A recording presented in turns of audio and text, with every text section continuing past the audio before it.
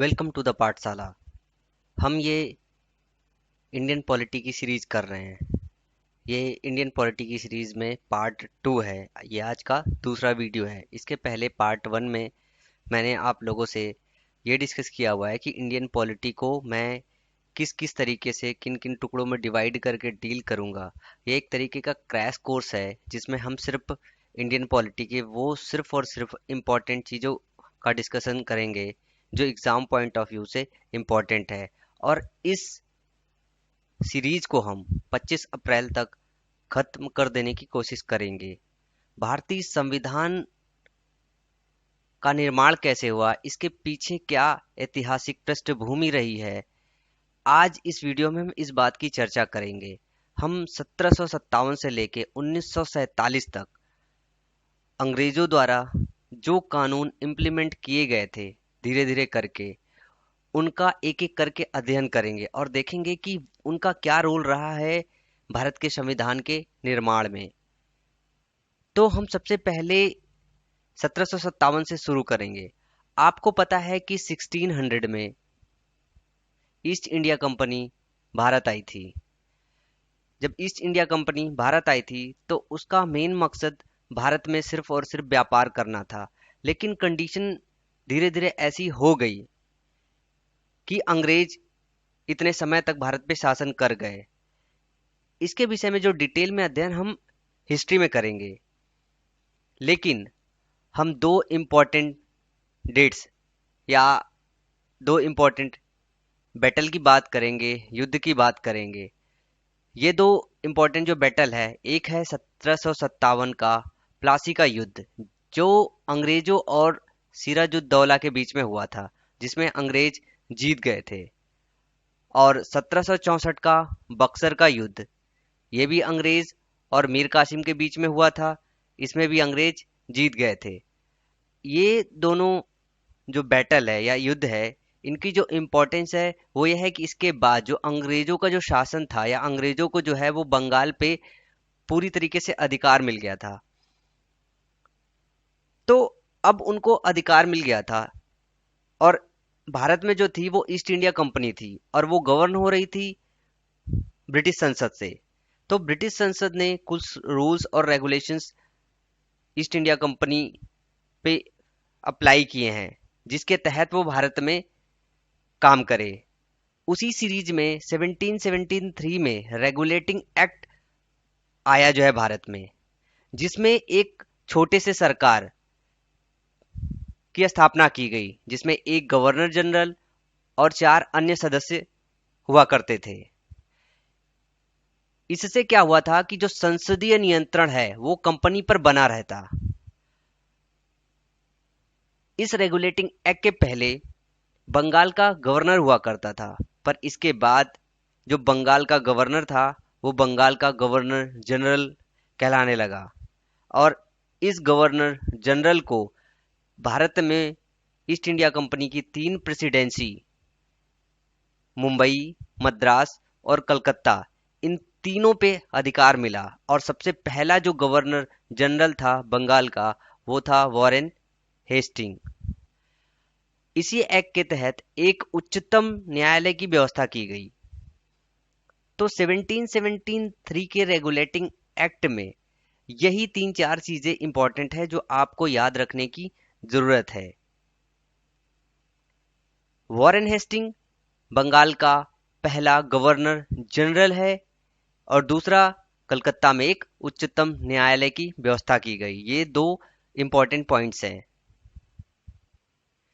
इसके बाद जैसे जैसे कंपनी का शासन आगे बढ़ता गया और कानून की जरूरत पड़ी, तो इस सीरीज में 1784 में पीट्स इंडिया एक्ट आया, जिसमें क्या हुआ, अब दोहरे शासन की व्यवस्था की गई।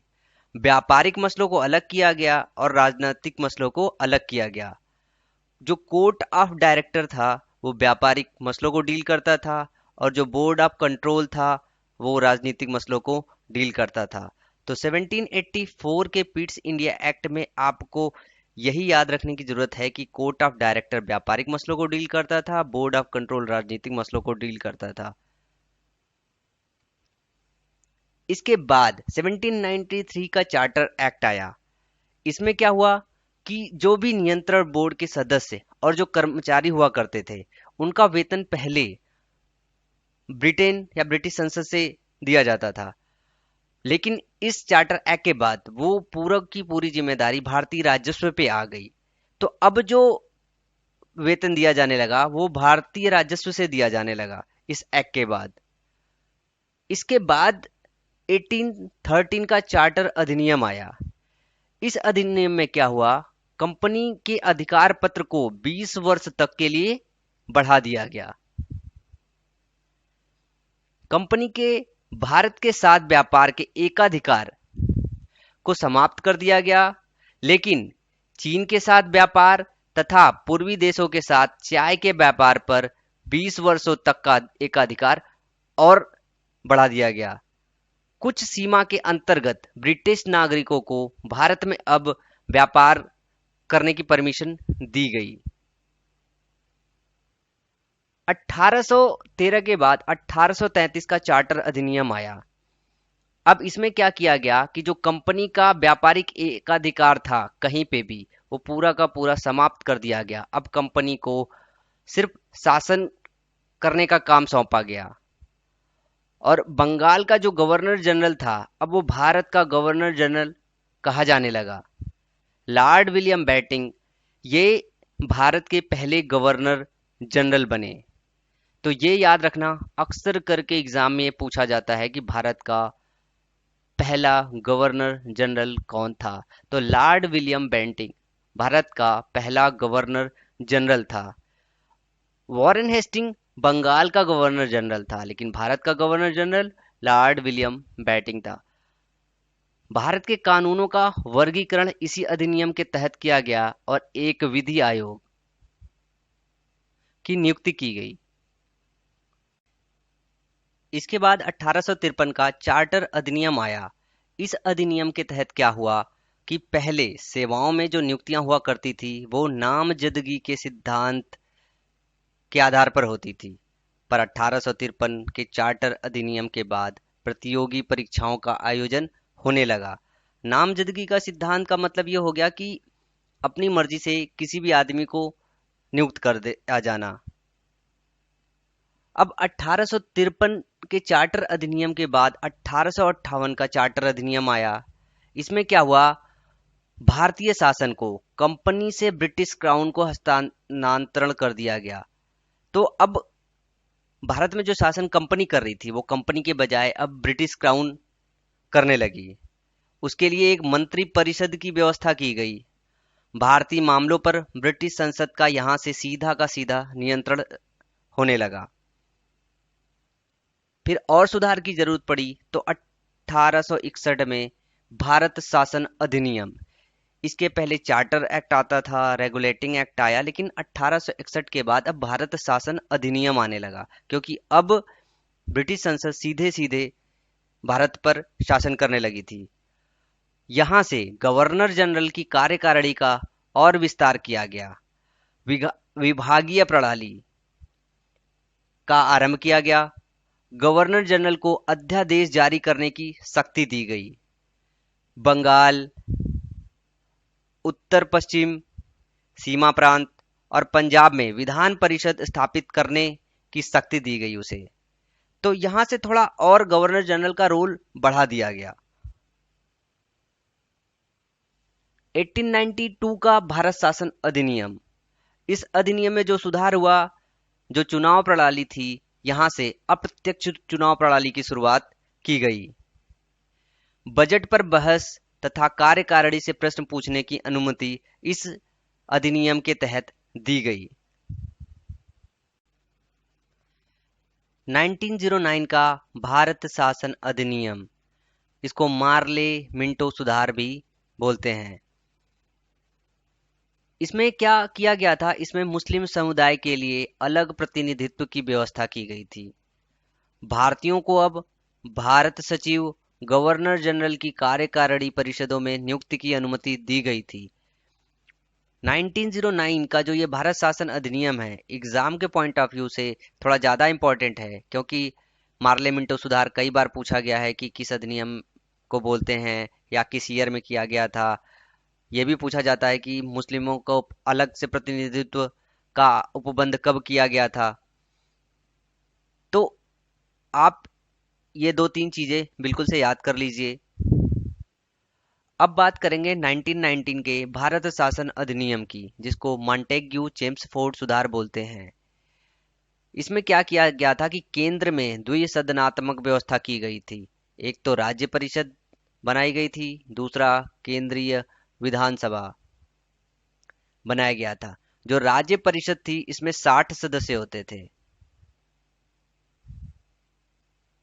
34 निर्वाचित थे और 24 मनोनीत थे, और इनका जो कार्यकाल था वो 5 वर्ष तक का था। और जो केंद्रीय विधानसभा थी इसमें 104 निर्वाचित और 41 मनोनीत मिला के 145 टोटल थे, और इनका जो कार्यकाल था वो 3 वर्ष तक का था।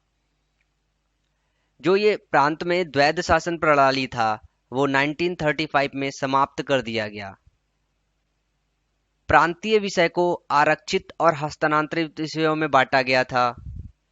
भारत के सचिव को भारत के महालेखा परीक्षक की नियुक्ति का अधिकार दिया गया था, और इसी अधिनियम के तहत एक लोक सेवा आयोग का गठन का प्रावधान किया गया था।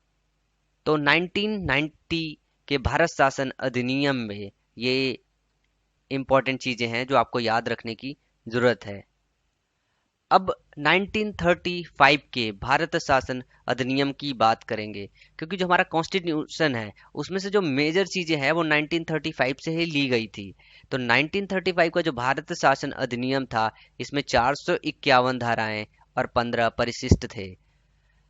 इसमें प्रांतीय स्वायत्तता प्रदान की गई थी, केंद्र में द्वैध शासन की स्थापना की गई थी, संघीय न्यायालय की स्थापना की गई थी, ब्रिटिश संसद की सर्वोच्चता इसी के तहत स्थापित की गई थी, भारत परिषद का अंत कर दिया गया था, सांप्रदायिक निर्वाचन पद्धति का विस्तार किया गया था, जिसमें आंग्ल भारतीयों को, भारतीय ईसाइयों को, यूरोपियनों को और हरिजनों को, इनको भी अलग से आरक्षण एक तरीके से दिया गया था। बर्मा को अलग किया गया था 1935 के भारत शासन अधिनियम से। और क्या था कि 1935 का जो शासन अधिनियम था इसमें प्रस्तावना नहीं थी। इसके बाद जो एक और अधिनियम आया था वो 1947 का भारतीय स्वतंत्रता अधिनियम आया था।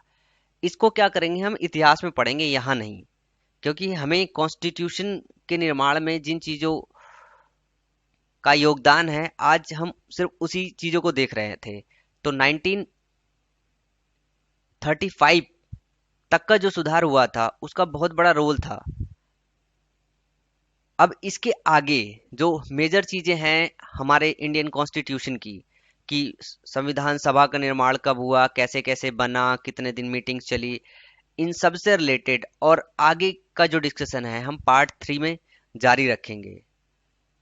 अगर आप ये पूरा का पूरा सीरीज देखना चाहते हैं सही से, तो आप चैनल को सब्सक्राइब कीजिए और रेगुलर विजिट कीजिए, क्योंकि इस पे हम लगभग रोज एक वीडियो अपलोड करेंगे और कोशिश करेंगे कि ये 25 अप्रैल तक खत्म हो जाए। सो थैंक यू, धन्यवाद।